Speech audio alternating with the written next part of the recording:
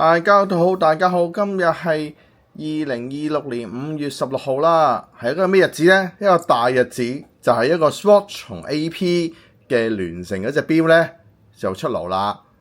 咁應該係3日之前啲人排隊啦，咁真係辛苦啲爺爺嫲嫲要買錶俾乖孫啦。好啊，唔好咁多先。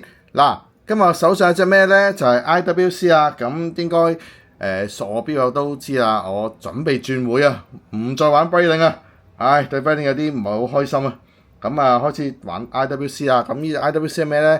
今年4月 Watches and Wonders 嘅錶啦，咁就啱啱到手，就小王子嘅特別版 Chrono 型號 IW388120，就41mm 啦，咁動力儲存就好似係48個鐘，我冇記錯嘅話。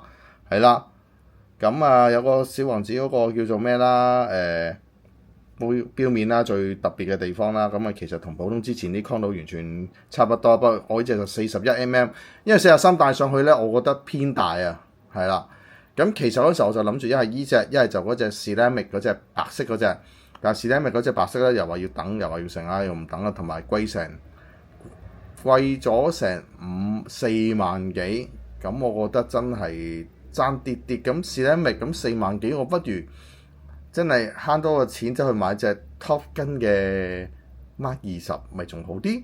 係啦，預告啫，真係扁買得咁多啊，想死咩？係啊，講翻呢隻先，小王子隻藍色面啦，咁其實最大嘅 selling point 就係個錶底，就小王子。係啦，咁睇到個錶底嘅，咁其實好靚啦，咁都係倒轉頭嘅小王子啊，即係唔會好似佢哋做嚟賣嗰隻咧，有個一定係個小王子係前邊嘅咁樣，唔係前面即係喺個頂度嘅，邊有啊？佢通常佢係編好咗之後就慢慢擰入去嗰啲，即係好難搞。係啦，咁戴上我。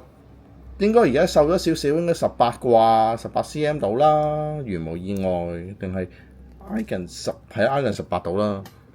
隻手嗰度拍落去都 OK 嘅，係啦。咁試住先啦，睇下點嘅情況。膠帶就 order 咗條皮帶嘅錶帶，不過都係等遲少少先啦，係啦。依排中意玩 I 仔多啲，係啦。